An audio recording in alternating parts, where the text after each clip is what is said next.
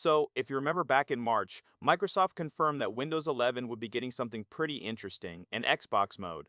And now, fast forward to April 30th, we've got an official update.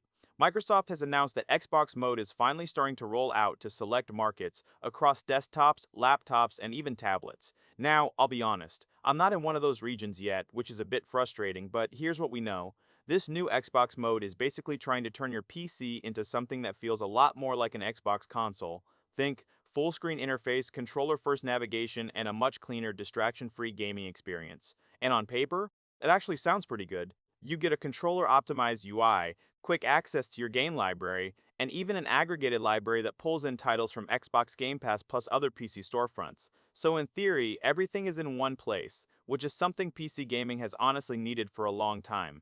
But here's my take. This isn't exactly revolutionary. It feels more like Microsoft is trying to bridge the gap between console simplicity and PC flexibility.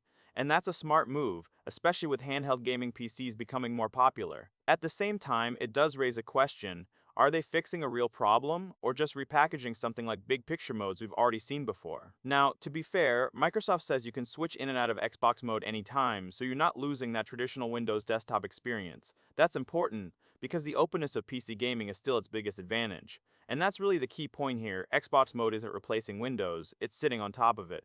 As for getting it, the rollout is gradual. So if you want it as soon as possible, make sure your system is set to receive the latest updates. Head into Windows Update and toggle on Get the latest updates as soon as they're available. Once it lands on your device, you'll find Xbox mode in the gaming settings, most likely right at the top, where you can enable it and jump straight in. So yeah, early days, limited rollout, but definitely something to keep an eye on.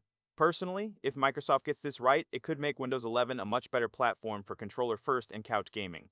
But if it's just a reskin, people are going to lose interest very quickly. Let me know what you think. Is this something you'd actually use on your PC? Thanks for watching, and I'll catch you in the next one.